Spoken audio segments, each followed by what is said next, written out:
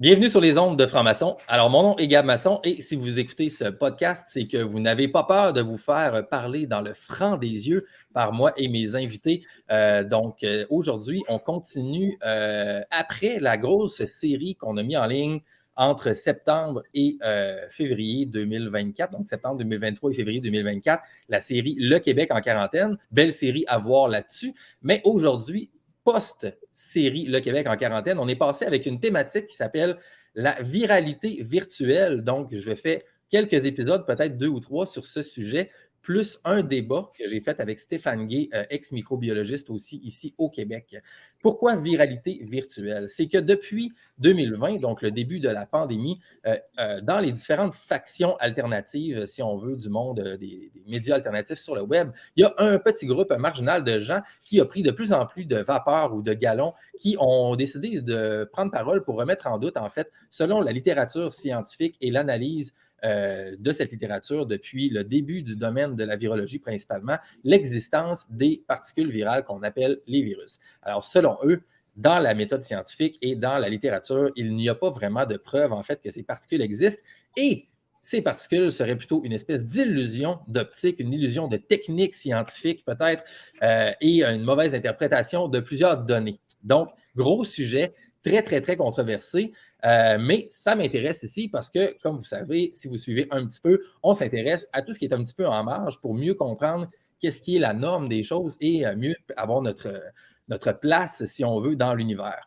Je vais donc faire un trigger warning en bon québécois, un avertissement pour les gens qui n'aiment pas étudier, rechercher ou s'informer sur des choses qui sont très alternatives. Hein, si c'est quelque chose qui ne vous intéresse pas, eh bien, vous pouvez passer. Vous n'êtes pas obligé de vous faire souffrir et de rester ici et de vous fâcher parce qu'on parle de choses qui ne sont pas admises dans le mainstream au niveau médiatique ou scientifique. Vous pouvez donc aller vers des pâturages plus clairs qui vont vous apporter de la joie et du bonheur dans votre cœur. Mais ici, on s'intéresse à ces choses-là. Donc, on va plonger dans ça avec un nouvel invité aujourd'hui. Ça va être un épisode un peu différent du dernier avec Jérémy Mercier parce qu'on va parler avec quelqu'un que je ne connais pas beaucoup et qui n'est pas nécessairement une personnalité publique au sens classique, mais c'est quelqu'un qui a une très forte présence en fait en tant que citoyen sur la plateforme X, donc sur Twitter anciennement, et qui s'exprime principalement à propos de ce sujet-ci et d'autres sujets reliés autour de la science plus largement. Donc, c'est un Britannique qui reste en France depuis, je crois, 5 ou 6 ans, qui a appris le français, qui comprend assez bien, mais le français de France. Puis aujourd'hui, on va échanger en français québécois et français de langue seconde. Donc, on va essayer de se comprendre du mieux possible. Et bien sûr, je vais vous présenter Jamie juste ici. Alors, Jamie Andrews. Bonjour. Bonjour, comment vas-tu? Bonjour, ça va? Alors, écoute, merci de te joindre à nous ici en français au Québec, d'accepter de parler la langue de Molière et de sortir un peu de ta zone de confort. Ça fait vraiment plaisir. Donc, est-ce que on s'est parlé rapidement avant de commencer l'enregistrement, mais au niveau de l'accent et tout ça, comment tu penses qu'on va s'en sortir? Est-ce qu'on va être capable de bien se comprendre selon toi? Oui, si tu parles un peu lentement parce que c'est juste 600. J'ai déménagé de sud-ouest de France, de l'Angleterre, de Royaume-Uni. Donc c'est une langue différente pour moi, mais je peux comprendre et j'espère je peux expliquer tout ce l'information de science, tous les mots scientifiques, s'il y a un problème pour comprendre l'accent ou je ne pas trouve le mot correct. On peut marcher comme ça. J'ai déménagé de sud-ouest de France, pas loin de Bordeaux, parce que il n'y a pas de train pour autonomie. J'ai acheté une maison de maître ici absolument pas d'électricité, pas d'eau, pas de toiture, tous pas de fosse septique. Donc, je rafraîchis tous la maison et tourner dans une autonomie avec le panneau solaire, avec je collecte l'eau de pluie de la toiture. J'ai installé fosse septique. Je fabrique le granule de bois pour chauffer ma maison avec un tracteur et je collecte cire d'une menuisière locale qui me donnait le cire gratuite et je fabrique tous le granule pour chauffer cette maison. Donc, c'est pas de gouvernement, pas de réseau. C'est une vie comme ça qui est pas possible dans le Royaume-Uni. C'est tous une agenda 21. WEF et comme ça. Donc, en France, il y a le gouvernement strict ici, mais il y a aussi tous les gens, tous les mecs qui avoir le même anti-gouvernement vie dans ici qui pousse qui pousse tous nourriture et animaux pour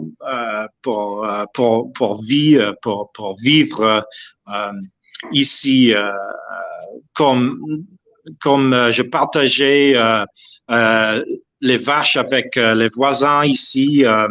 Je partageais le cochon avec le voisin et un voisin qui grandit les animaux et je l'aidais avec travail et il marche comme ça dans une communauté sans gouvernement. Donc ça c'est la vie qui je pense c'est mieux pour arrêter le gouvernement, pour arrêter la tyrannie de Monsieur Macron. Donc, je pense c'est hier ou depuis deux jours qu'il y a des juridictions, ça c'est le mot, law. Jurisdiction qui passe dans le gouvernement, tu ne pas parler avec le vaccin, tu dois pas malinformation de la vaccine ou quelque chose, mais c'est juste pour peur, c'est juste pour contrôle. C'est plus facile pour laisser le gouvernement et commence la vie autonome, la vie sans gouvernement. Donc, je marche comme ça. C'est très intéressant, en fait. Est-ce que tu connais Jérémy Mercier, qui est quelqu'un en France, en français, qui est probablement une des seules personnes qui a vraiment été vocale en français sur le web par rapport à la question du... Non, tu ne connais pas? Non. Non. C'est vraiment une personne intéressante. Tu sais, il travaille avec Denis Rancourt. Denis Rancourt, d'accord. D'accord. Aussi. Et puis, il est très vocal sur le web, sur Odyssée et sur X aussi. Donc, c'est lui que j'ai interviewé avant toi. Mais tu vois, lui, il a déménagé pendant la pandémie en Estonie parce qu'il était plus capable justement, dans le gros de la pandémie, là, avec Macron et puis tous les problèmes en France et tout ça. Donc, lui, il a été en Estonie avec sa famille. Et puis, il est encore là présentement. Donc, je trouvais ça drôle de voir que toi, tu es allé en France depuis 6 ans et lui, il est sorti de la France mais les deux, vous êtes rejoints sur ce point-là ici par rapport à la virologie et tout ça. Je me demandais juste rapidement, avant qu'on enchaîne, est-ce que tu dis être autonome sans le gouvernement et tout ça? Est-ce que tu as été jusqu'à travailler l'aspect légal, donc sortir vraiment du système au niveau là, d'être... est-ce que tu opères dans le privé? Est-ce que tu as été dans ces démarches-là ou c'est juste pas au niveau des légalités et tout ça? Privé comme quoi? Privé pour... mettons comme Andrew Kaufman ou quelque chose comme ça, eux autres, ils travaillent l'aspect pour que tout ce que tu fais, dans le fond, ne soit pas au nom de ta personne civile. Si tu échanges travail, c'est un échange. Je ne sais pas si tu vas voir le website Le Bon Coin. C'est comme en Canada. C'est juste tu peux donner des meubles ou tous tes voitures. C'est juste une site pour pub. Tous les trucs tu ne veux pas et vendre tous les trucs. Il n'y a pas de taxe pour ça. Il marche comme ça. OK, oui, donc tu travailles vraiment avec une application, genre un site web, puis vous faites du troc finalement, vous faites de l'échange. Oui, si tu échanges votre temps ou un service direct pour un autre service, il n'y a pas de taxe. Hein? Il marche comme ça dans tout le pays parce que c'est un peu bizarre. Le personne normale n'échange pas comme ça normalement. Ouais. C'est juste, je travaille comme un avocat et je gagne, et je paye pour un mec pour une nouvelle toiture. Pourquoi tu trouves pas une mec qui a besoin d'un avocat qui aussi fabrique toiture et échange comme ça? Right, pas, okay, cool. Pas de taxe comme ça. C'est juste pour baisser la taxe. C'est impossible pour absolument si tu veux aller à Sahara Desert ou et puis tous pas de personnes, pas rien, mais c'est fou. Tu n'as besoin pas être extrême. C'est juste normal et avoir une correcte mentalité, une correcte mentalité pour suivre avec les autres personnes qui vivent dans la même train de toi. C'est le gouvernement, il marche avec juste écrire dans une pièce de papier. Donc, oui, c'est juste une personne avec un stylo. Il ne marche pas comme ça. Si tu as la correcte mentalité, il disparaît. Un peu comme un virus. C'est ça une. Ouais. Ben, écoute, dans l'objectif d'avoir la bonne mentalité avec toi, Jamie, aujourd'hui, je me suis préparé un thé ici, mais je n'avais pas de thé Earl Grey pour faire vraiment un rooibos, mais à la tienne, cher Jamie. Santé. Santé. Donc, écoute, je vais commencer par partager une de tes publications sur X que tu as fait, que tu as reposté il n'y a pas longtemps, juste pour montrer aux gens un peu. Évidemment, tu t'exprimes en anglais, donc sur X et sur tes plateformes principalement, parce que c'est ta langue native et tu t'adresses aux communautés internationales qui s'intéressent au sujet dont on va parler dans les prochaines minutes. Mais tu vois, c'est intéressant parce que mon point de vue à moi, évidemment, tu ne me connais pas non plus, mais moi, ma passion personnelle et qu'est-ce que j'aime dans la question de la virologie, du virus et tout ça, moi, c'est par la physique. Donc, moi, de mon background, si on veut, je n'ai pas gradué à l'université, mais j'ai étudié en génie physique. Puis, je regarde, j'ai plus une paire d'yeux qui s'intéresse à la physique, cosmologie, unified physics entre le gravitationnel puis le quantique et tout ça. Donc, moi, avant 2020, donc avant février 2020, je n'avais pas encore mis ma compréhension de la physique dans le corps humain. Donc, à l'intérieur du corps, il y avait des choses que j'avais déjà, surtout par rapport au fascia, au tissu connectif et tout, mais par rapport à la maladie, en fait, à part le fait que j'étais très déjà nature, spiritualité, enlignement personnel, travail interne, méditation, tout ça, l'aspect germe, théorie des germes, je n'avais pas encore pensé, réfléchi à ça du tout. Donc, moi, la première chose qui m'a allumé, c'est le premier vidéo virale de Tom Cowan qui avait fait un genre de 10 minutes avec un whiteboard où est-ce qu'il expliquait en lien avec le livre de Arthur Furstenberg, Invisible Rainbow, la notion des champs électromagnétiques versus les virus. Je suis sûr que tu sais de quoi je parle. Et aussitôt que j'ai vu ça, je pense que c'était à la fin février, quelque chose comme ça, avant que la pandémie soit déclarée, moi, tout de suite, ça l'a fait. Et là, j'ai fait « Oh, man! »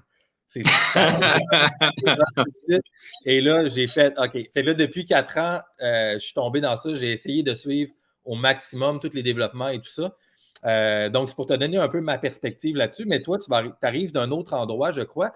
Donc, juste avant que je te demande un petit peu plus de détails sur ton évolution des dernières années à toi, je vais partager ici. Donc, pardonnez-moi tout le monde parce que mes partages avec le logiciel StreamYard ne sont pas encore parfaits. Est-ce que tu vois le X? Oui. J'ai le même trajet que toi. Je pense c'est la même chose. Juste avant, Jamie, je vais juste traduire en fait en français D'accord. Parce qu'il y a des gens, des fois, au Québec qui ne sont pas nécessairement bilingues et tout ça. D'accord. Et c'est pour montrer aussi aux gens le reach, donc la portée de tes interactions sur Twitter. Et pourquoi je t'ai invité aujourd'hui, en fait, parce que tu as une présence assez forte dans ce qu'on pourrait dire les activistes de l'équipe No Virus, un peu, comme j'avais défini avec Jérémy dans l'épisode d'avant. Donc, en mars 2023, tu avais écrit « A thread documenting peer-reviewed papers on human trials of viruses. Of the 50 throughout history, they all produce negative results. Thus, we can say the peer-reviewed science is unanimous. Viruses do not cause disease. » Donc, dans le fond, tu as mis un fil, donc plusieurs commentaires de suite pour documenter les papiers scientifiques revus par les pairs sur les études dans les humains par rapport au virus. Et les 50 papiers ont tous produit des résultats négatifs.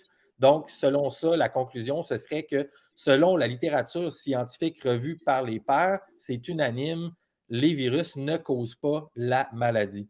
Alors, c'est quand même, tu sais, juste ça, pour quelqu'un comme moi et toi, c'est devenu, disons, presque une évidence, si on veut, tu sais, parce qu'on a compris ça. Mais pour quelqu'un qui ne connaît pas ça, c'est un énorme choc ici. Donc, suite à ça, je te laisse aller. Je ne sais pas si tu veux parler de ça ou tu disais ton processus personnel. Donc, je te laisse la parole là, sur comment tu en es venu à ce genre de publication-là avec certitude puis compréhension. Oui, mon trajet, c'est comme plus de mecs de 2020. Avant 2020, si tu me dis virus n'existe pas ou tu peux pas provoquer des maladies avec un virus, je pense c'est fou. Mais avant mon étude dans l'université, il était géologie dans le Royaume-Uni. Et quand j'étude géologie, je trouve le canular de fraude de climate change. Je étude dans une area de historique climat historique du monde et je vois je partageais et je travaille avec pour trouver le spécifique climat historique. On prend le glaçon de excuse-moi, Jamie, juste pour dire, si tu dis, je pense clim, c'est pour climate. Donc, c'est en français, c'est climat. Climat. Ouais. Le climat, je trouve le climat spécifique historique du monde. Je prends le glaçon de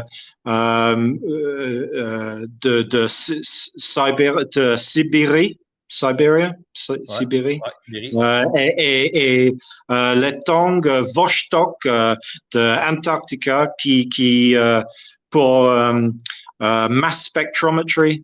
On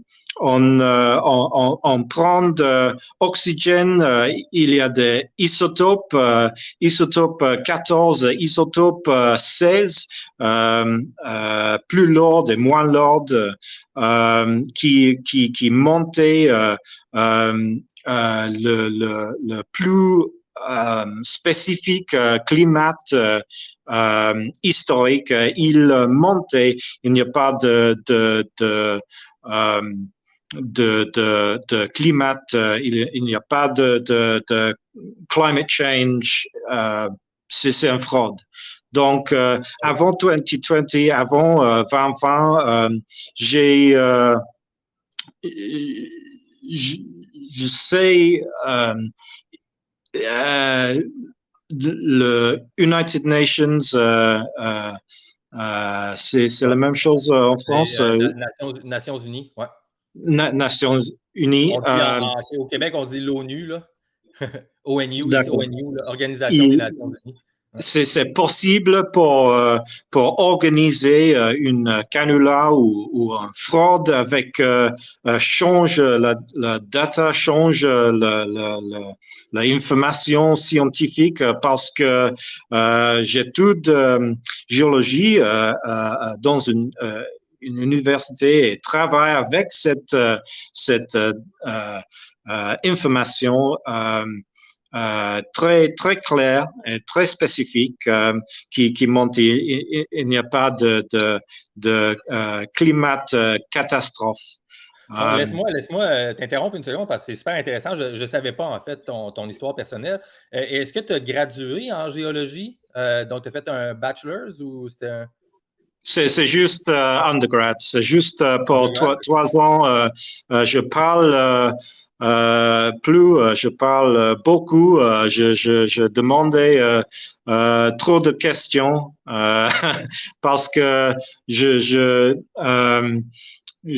demandais quand je trouve cette information avec le glaçon, avec l'oxygène. Je demandais à mon prof. Donc, il n'y a pas de peur. Il dit, il pousse avec le marque dans mon bureau, dans mon cahier, et il dit ExxonMobil. Qu'est-ce que tu veux dire avec ExxonMobil? Le département de mon université,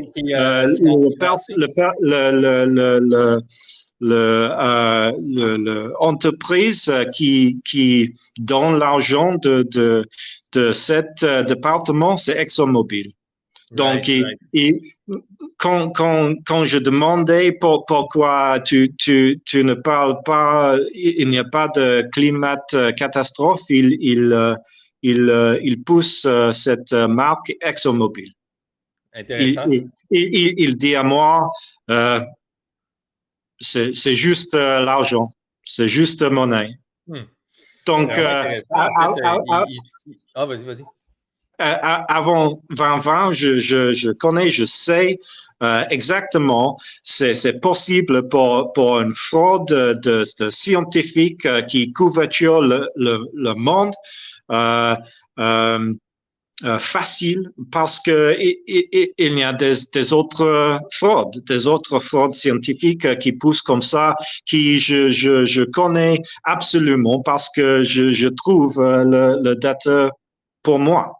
Ouais.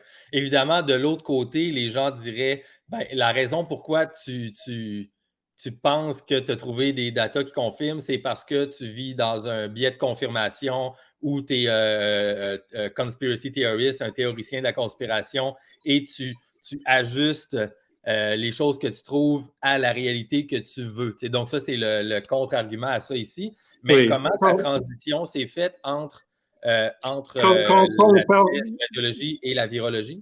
oui. Quand la personne regarde cette data, c'est complètement différent parce que c'est juste l'information, le data, et puis quand tu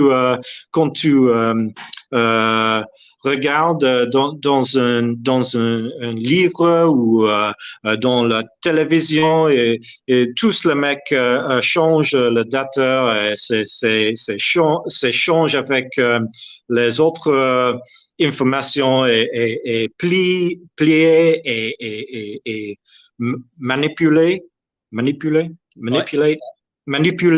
tous le data. Donc, il avoir il avoir le sens différent. C'est comme ça, je connais qu'en février 2020, je commence avec avec COVID, avec la même chose. Je regarde l'information de la personne qui meurt et je regarde la personne qui meurt dans le pays différent, mais tout près. Qui habite près de chaque pays, comme Italie, comme Slovaquie, comme il y avait beaucoup de pays à côté de chaque qui avaient complètement différents morts, complètement différentes informations de data pour les personnes qui meurent avec COVID. Il avoir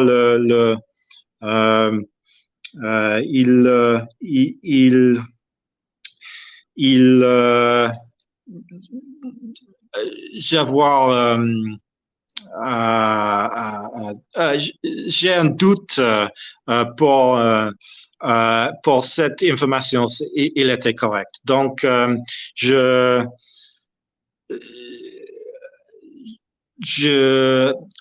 was suspicious. Je suspecté. Je suspecte il y a la même fraude avec géologie, de virologie, et je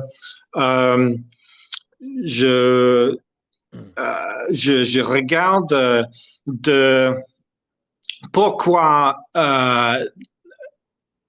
il y a un virus pousse de une mec et pas une autre mec et je commence juste avec Google Scholar pour trouver un papier quand il prend un virus et donner direct à un mec ou un animal pour voir comme il marche.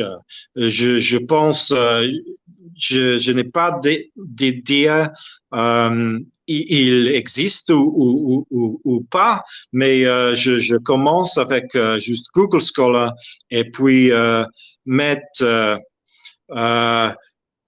une virus dans le nez de personne.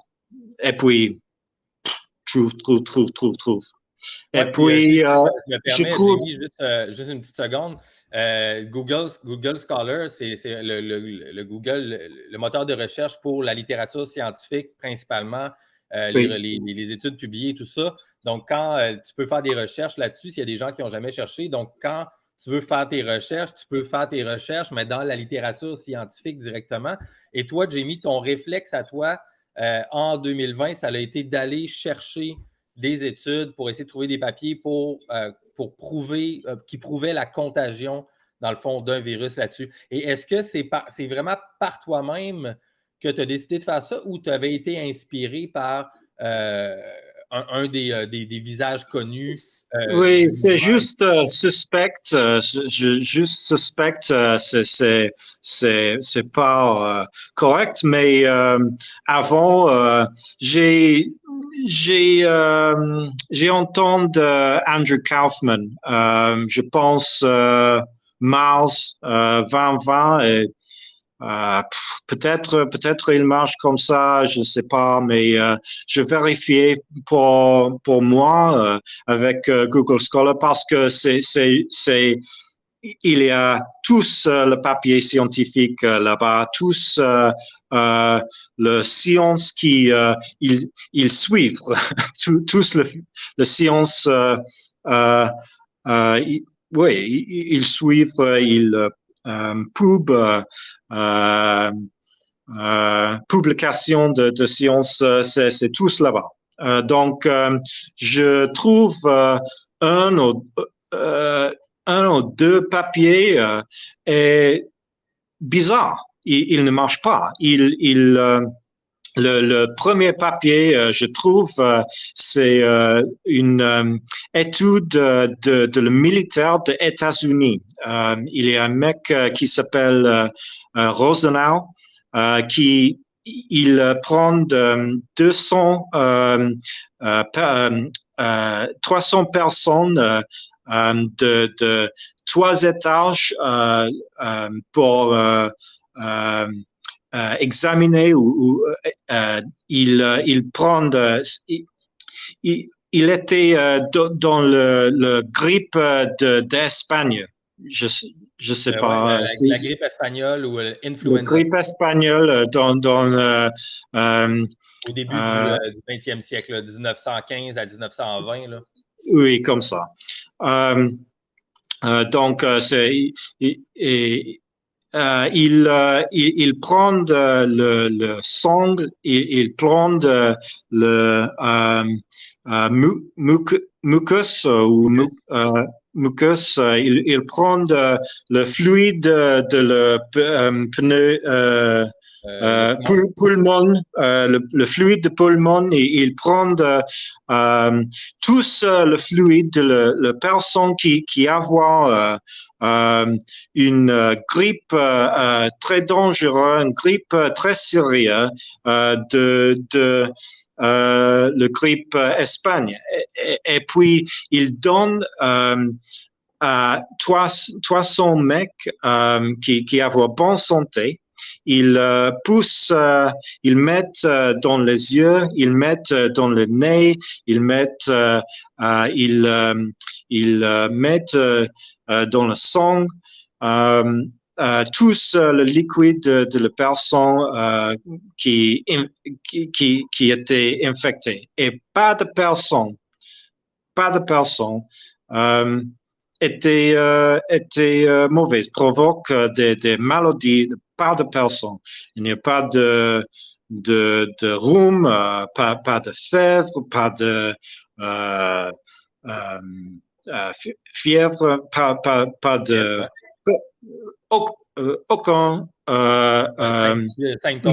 maladie avec ça. Donc, il essaie encore.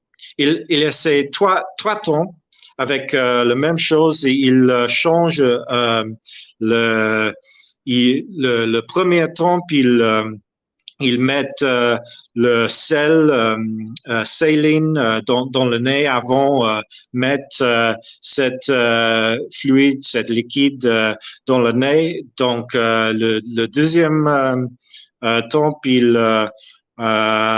la deuxième fois, il prend le saline, il prend le sel, et c'est la même chose. Il n'y a pas de maladie. Donc, il prend une troisième fois dans une différente location avec un autre personne avec la même chose. Donc, c'est un peu bizarre pour moi parce que je pense tu peux prendre une maladie si tu déboues à côté d'une autre personne ou si tu partageais un espace ou si tu donc c'est un peu bizarre parce que je trouve les autres papiers et je trouve les autres papiers pas avec la grippe avec polio avec je sais pas chickenpox herpes peut-être non la varicelle, en varicelle français, là, ouais, varicelle. varicelle, la rougeole. Varicelle, c'est une normale. Tous les enfants, ils prennent varicelle. Euh, peut-être deux ans ou 3 ans, quatre, peut-être 5 ans, et puis peut-être plupart de jeunes, la plupart d'enfants, ils avoir de varicelle, mais il, il y avait deux, euh, deux profs qui prennent le varicelle, prennent le liquide de la varicelle, ils prennent avec un couteau et sous le liquide de cette varicelle et prendre 30 enfants et il essaie 30 fois avec chaque enfant pour mettre cette liquide dans je sais pas le mot, le tonsils, Les amygdales. Amygdale, dans l'amygdale, dans les yeux, dans le nez, et pas de varicelle avec cet enfant. Bonne santé, absolument rien. C'est bizarre.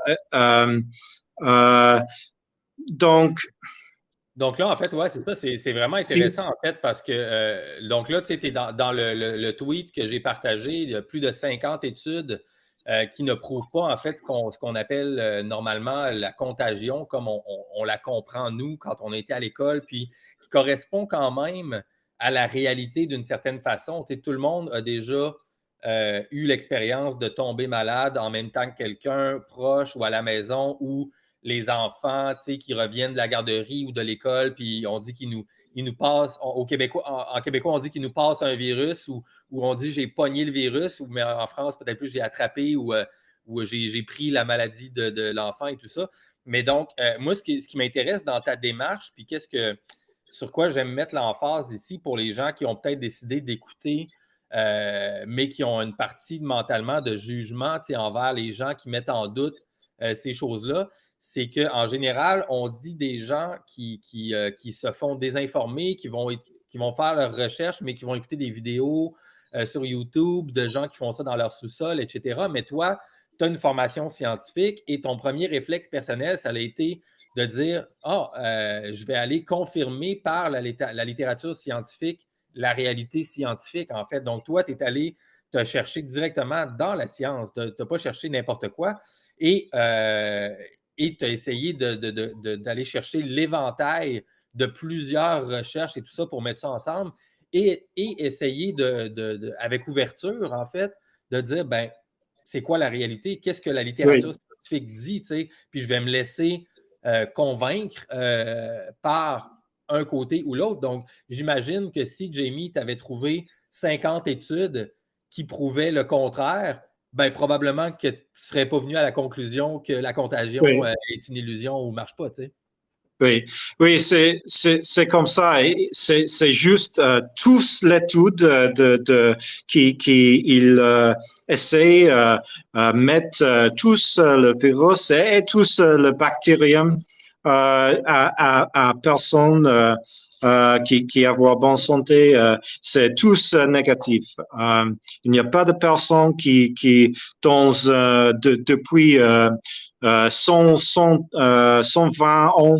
Il n'y a pas de personne qui avoir la maladie qui provoque avec le fluide de la personne qui avoir la maladie. C'est actuellement très simple. C'est actuellement très simple, mais l'étude de le 20 siècle et le 19 siècle était mieux parce que il n'y a pas il y a moins de fraude qui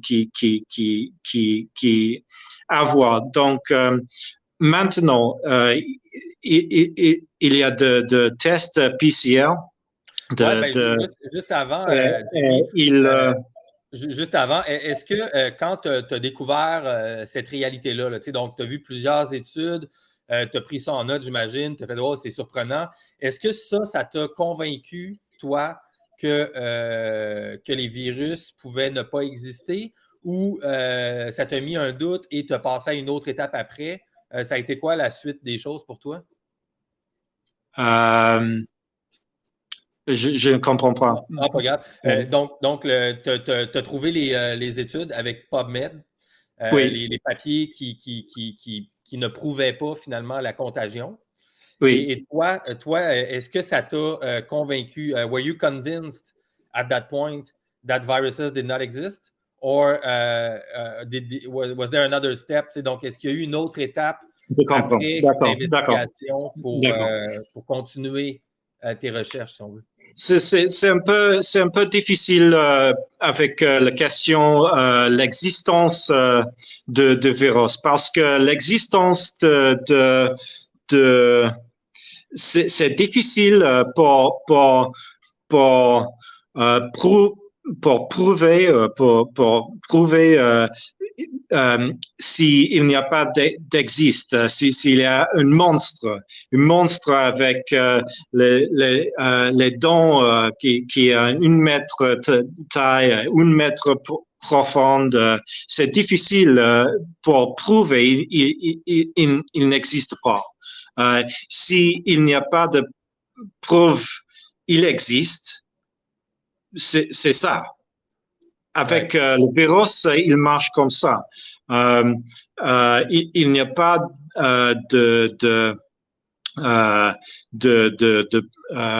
il n'y a pas d'information qui monte il y a un virus. C'est un peu différent avec contagion parce que ça c'est pourquoi cette étude sont très claires, très simples. Il n'y a pas de contagion parce que si tu prends le fluide de la personne qui a la maladie et donner à une personne, peut-être il y avoir des bactériums, il y avoir des parasites, il y avoir des autres choses. C'est juste le fluide est dans.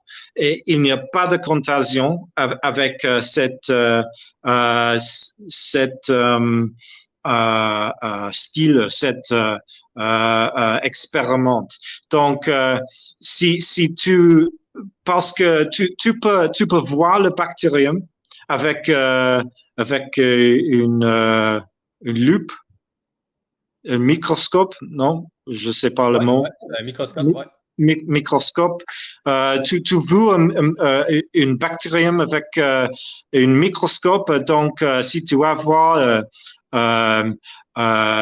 le gastro, tu peux voir le bactérium dans le ventre ou dans le vomi, tu peux voir et le docteur, il dit ça bactérium, il provoque la maladie parce que tu as vomi et tu vas avoir cette bactérium. Mais il ne marche pas comme ça. Il marche comme un pompier, d'accord? Okay. Tu ne vois une pompier qui commence les feux. Si tu arrives dans une maison et le pompier il pousse l'eau dans la maison pour entendre une feu, tu ne pas s'appelle le pompier un arsoniste. Ouais, un arson, ouais, ou un pyromane. Un arsoniste, ouais. Oui. Il arrive à un problème, il arrive à un site d'infection. C'est la même chose avec un bactérium. Quand tu as déjà une infection, déjà un problème de le corps, de la gorge, de le poumon, il arrive, il mange, il nettoie le problème. Bactérium, c'est comme un parasite. Si tu as je sais pas, un maggot, c'est quoi? Ouais, des maggots, c'est comme des petites larves, des larves, en fait, des larves. Larve. Ouais. Si tu vas avoir une larve, oui. Si tu prends une grande seau de larve et tu mets une poulet, tu mets le viande, ils mangent tous. Ils mangent deux jours, ils disparus, ils mangent tous. Mais si tu mets tes mains dans cette soupe, il laisse tranquille le parasite, le larve, il mange seulement le sel, le viande, le tissu, non, c'est pas le mot, le tissu, mort, le tissu, il marche comme ça, avec le bactérium et avec le parasite. Il arrive à un site d'infection, il nettoie le site d'infection et si tu prends les drogues qui creusaient le bactérium, il ne marche pas comme ça. Right. Écoute, je connais, il essaie avec les bactérium typhus. Typhus, oui. C'est une. Il dit c'est une très grave bactérium, très grave pour gastro, il provoque des gastro, mais il y a deux études et donc, excuse-moi, Jamie, juste donc en français, on dit bactérium, mais les gens, pour qu'on comprenne, c'est bactérie. Et donc, ils ont fait aussi une expérience avec la bactérie pour la typhoïde, qui est une bactérie qui est supposée être très, très dangereuse et qui cause la maladie. Et je te laisse continuer. Il prend 40 personnes avec bonne santé et il donne typhoïde. Absolument peur. Parce que tu peux voir cette bactérie, tu peux voir, donc c'est facile pour collecter cette bactérie. Et il donnait une dose escalée à 50 personnes avec bonne santé. Dose escalée. Si tu prends une dose et expérience rien, il escalait la dose. Et avec escalader en français. Donc, escalader. la dose est progressive. En fait, la dose va augmenter Progressive, oui, comme ça. Et pas de personnes de 50 personnes vomi ou expérience caca liquide, diarrhée. Pas de personnes vomi, pas de personnes diarrhée avec dose progressive. Il l'essaie. Donc, si tu manges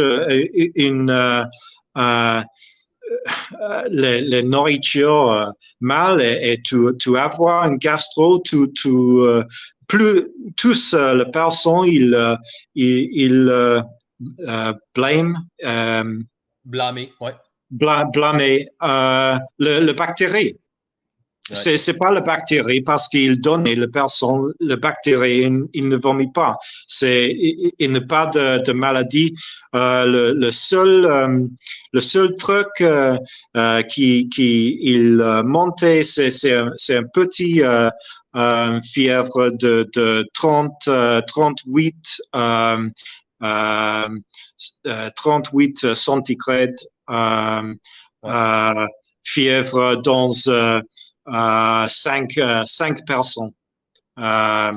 Mais il essaie pour 3 semaines et il n'y a pas de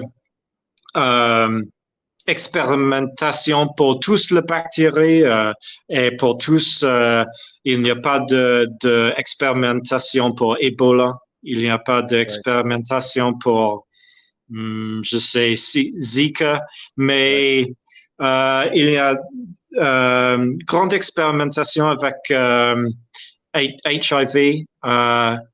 Le VIH, oui.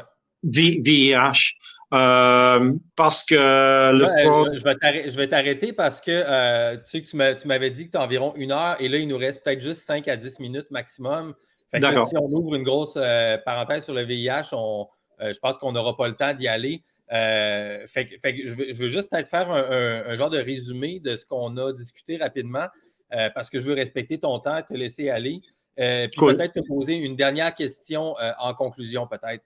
Dans le fond, parce que c'est vraiment intéressant. En fait, on pourrait aller longtemps dans ça, mais moi, encore là, ce que je veux transmettre aux auditeurs, c'est la question de l'angle de tes recherches et qu'est-ce qui t'a intéressé et comment tu as procédé mentalement pour respecter ce qu'on peut appeler une certaine forme de la méthode scientifique. Donc, c'est d'aller chercher les études, les papiers revus par les pairs pour essayer de prouver les déclarations qui sont faites par le domaine médical et dans les médias. Donc, la contagion, de 1, selon ton recensement des études, plus de 50 et tu sais, moi, j'ai vu aussi les mêmes gens dans la communauté NoVirus, là, si on veut, qui ont analysé tous ces papiers-là puis qui viennent tous à la même conclusion que la contagion n'a jamais été prouvée comme étant réelle.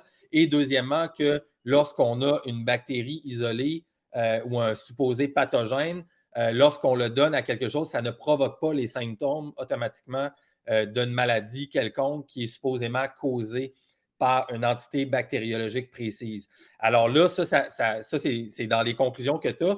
Évidemment, il y a plein de choses qu'on peut discuter autour de ça. Donc, qu'est-ce qui cause la maladie? Qu'est-ce qui nous donne l'impression de la contagion? Donc, on a l'impression qu'il y a des bébites qui se propagent et tout ça, qui infectent les gens et tout ça. Donc, on pourrait discuter longtemps là-dessus. Mais pour aujourd'hui, je pense que ça fait quand même vraiment une introduction intéressante et tout ça. Et je veux inviter les gens à écouter mon épisode avec Jérémy Mercier aussi, que je devrais avoir mis en ligne juste avant, je crois, pour aller un peu plus loin dans certains de ces sujets-là aussi. Et avant, je vais te poser une dernière question, juste plus large sur comment tu vois le développement un peu de ces idées-là, parce que sur X et tout ça, tu es quand même, tu interagis beaucoup avec différents intervenants du mouvement partout au monde, en fait.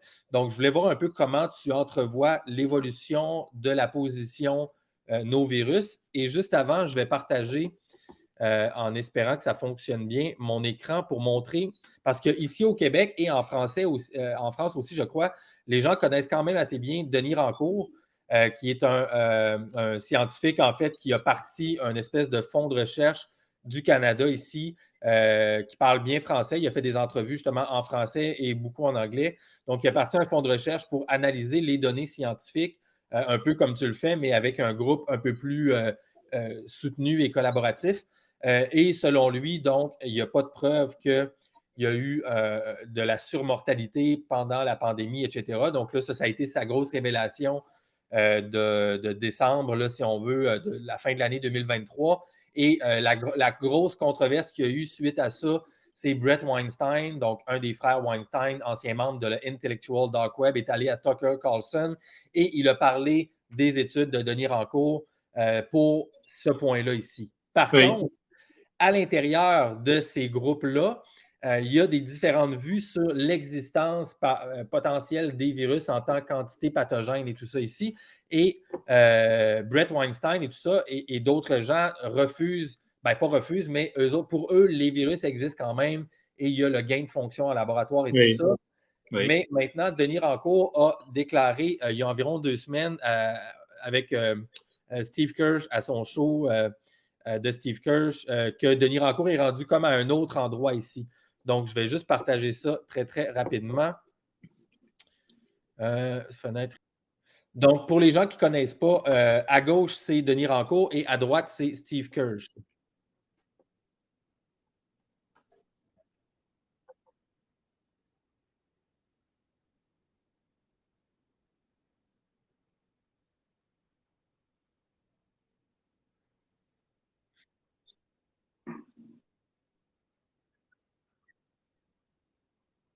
Donc, Steve Kirsch demande, est-ce que selon toi, vraiment concrètement, oui ou non, il y a eu un pathogène en 2020, un nouveau pathogène qui a été introduit?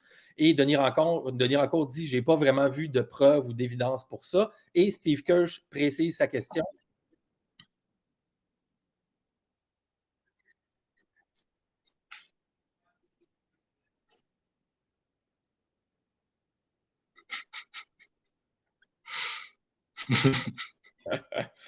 Et donc, il bouge très, très vite. Oui, c'est ça, exactement. Donc, le non-verbal ici est assez à propos. Donc, est-ce que tu me vois? Le partage est fini? Oui. Ouais. Donc la deuxième question, là, Steve Kirsch demande à Denis, mais est-ce que tu crois aux tests pour la grippe, par exemple, etc.? Est-ce que tu penses que les hôpitaux déterminent les infections? Et là, Denis dit, ben écoute, vraiment, pour moi, je ne suis pas convaincu que les virus existent. Et là, tout de suite, Steve Kirsch coupe un peu la conversation et il veut changer de sujet. Donc, ça en dit beaucoup là-dessus. Oui. Donc, comment est-ce que tu interprètes ça et où tu vois un peu l'évolution de ça en quelques minutes? Je te laisse le mot de la fin là-dessus. Oui, Denis me suivre, il est un bonhomme qui regarde la science avec les yeux ouverts, avec le cœur ouvert. Et il suit la même chose que moi. Je donnais cette thread, tu as dit quand on commence cette interview et Denis prend cette thread dans juin de 33 et puis il change la position de cette position. C'est science qui est claire, c'est science qui est pas difficile pour comprendre. C'est juste si tu prends cette liquide et mettre dans une autre personne, si il doit provoquer la maladie, s'il pas, il ne marche pas comme ça. Mais avec Steve Kirsch et les autres prêtres, Weinstein et tous les personnes de X avec un profil, le personne qui pousse le biolab, le dangereux virus. Je commence avec... Le narratif des armes biologiques développées en laboratoire avec les gains de fonction sur les virus. C'est absolument ridicule parce que tu peux pas fabriquer une virus qui n'existe pas.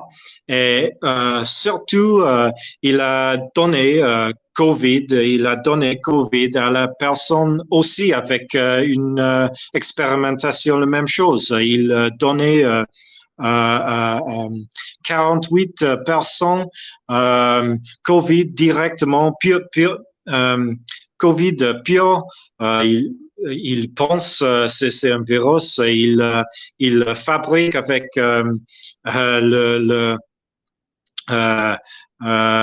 le tissu de singe et le sang le cœur d'une bébé vache et dans une petri dish, il avoir des soupes et il dit il y a un virus ici. Il a donné Covid à 48 personnes et il n'y a pas de maladie provoque. Il n'y a pas de personne qui a la maladie avec ça. Il dit il teste positif avec PCR, mais PCR n'indique c'est pas pour diagnose, c'est pas pour monter si tu as une maladie. C'est juste parce que tu peux tester positif si tu n'as les maladies, si tu es asymptomatique. Je sais pas le mot. Asymptomatique, ouais. Asymptomatique. Donc, c'est la même chose. S'il y a une grande déception, s'il fabrique ces très dangereux virus en Chine, il ne marche pas parce que il a donné à la personne direct à la nez et il n'y a pas de maladie. Donc, c'est absolument clair avec Covid. Peut-être il peut fabriquer tout le chimique qui est dangereux, arsenic ou quelque chose comme ça, mais pas de contagion. Et ça, c'est le plus important truc pour prendre ou pour apprendre. Il n'y a pas de contagion. Il n'y a pas de biologique, de petit biologique. Tu dois peur pour cette raison. Et toutes les personnes comme Steve Kirsch et Brett Weinstein, c'est le peur qui vendent, c'est le peur qui pousse les personnes qui ils vendent, gagner tous le suivre, ils gagnaient tous les personnes qui veulent le danger, qui veulent the story. Ouais, l'histoire. L'histoire controversée des biolabs. Écoute, Jamie, c'est vraiment un excellent point que tu apportes en conclusion. La notion de la peur ici, c'est vraiment important. C'est central, en fait, à pourquoi moi, personnellement, ici, à Franc-Maçon et dans ma vie, je me suis intéressé à ça parce que dans l'aspect biophysique, métaphysique des choses, comment est-ce qu'on peut comprendre le monde? En fait, le monde est une entité plutôt holographique, holofractale, selon ma perception et ma compréhension de la physique unifiée. Et donc, évidemment, l'humain, les humains en collaboration sont aussi un outil de projection du monde. On crée en partie le monde dans lequel on vit. Et donc, lorsqu'on vit dans la peur, en fait, et dans la peur chronique, de particules qui peuvent nous infecter, la peur de tuer nos proches. Ici au Québec, on a l'émission Tout le monde en parle, comme en France, mais une version beaucoup plus contrôlée et soft, disons. Mais on avait des invités qui parlaient à des centaines de milliers de personnes que les enfants pouvaient tuer les grands-mères, des choses comme ça, des affaires complètement traumatiques, en fait, socialement. Lorsqu'on vit avec cette peur-là ici, ça contrôle en fait en partie aussi la maladie qui découle du stress chronique et on peut créer en fait nous-mêmes la réalité de maladie à cause de la peur. Donc, ce mode de compréhension du monde en théorie des germes, donc de l'infection pathologique de certains germes ou bactéries ou virus et tout ça, est vraiment un outil qui nous maintient dans une espèce de forme de peur chronique. Et cette peur-là, en fait, gère un peu la réalité dans laquelle on vit. Donc, c'est pour ça que la notion des virus est centrale vraiment pour moi. Si on peut sortir de ça et enlever cette peur, c'est comme une espèce de chape de plomb de tout le monde sur la planète, en fait, on peut probablement créer très rapidement une réalité beaucoup plus positive sur laquelle il serait bon vivre pour tout le monde ici. Donc, écoute, en terminant, Jamie, je veux te dire encore merci. Merci. Évidemment, en anglais, tu es beaucoup plus fluide, beaucoup plus rapide sur les réponses et détaillé. Donc, c'était juste pour donner aux gens peut-être le goût de te suivre s'ils parlent anglais également. Donc, ton handle sur X, peux-tu rappeler c'est quoi rapidement? C'est Jamie underscore again. Jamie, J-A-M-I-E-A-A, barre en dessous, again, A-G-A-I-N. Donc, je vais le mettre évidemment dans le commentaire et description. Et puis, est-ce que tu as une autre présence en ligne ou c'est principalement sur X? C'est juste X, mais peut-être j'avais un petit programme de YouTube. Je fabrique le granule de bois et j'explique si tu veux apprendre quand tu fabriques cette granule pour chauffer, je te mentais. Bon, ben pour les gens qui aiment l'aspect souveraineté personnelle, individuelle et qui sont dans les survivalistes, peut-être aller suivre Jamie sur son YouTube pour apprendre à faire des granules de bois de façon responsable et autonome.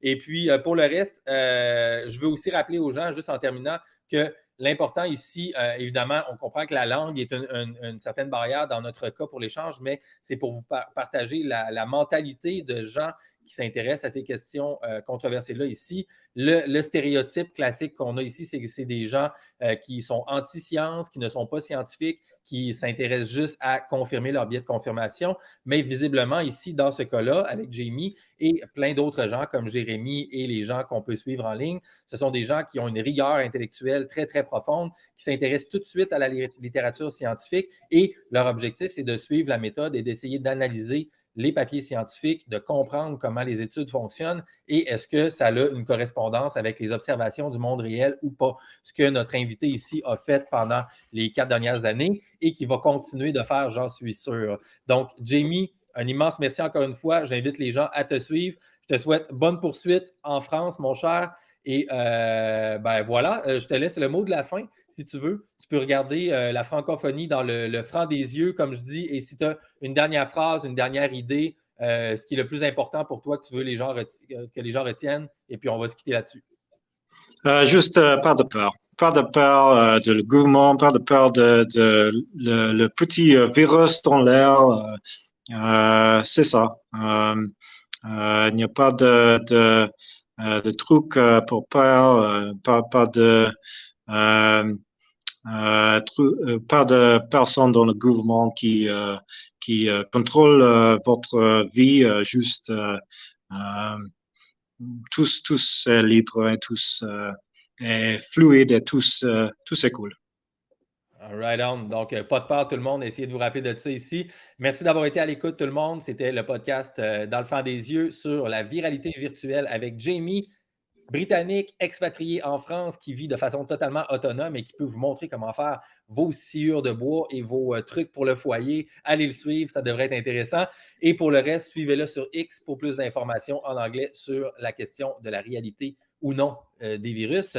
Et on peut se rejoindre dans un prochain épisode ici. Abonnez-vous, aimez, partagez si ça vous a intéressé. Mon nom est Gab Masson, c'était Dans le flanc des yeux. Ciao tout le monde, à la prochaine. Et n'oublie pas, change-toi, change le monde. Salut. À bientôt.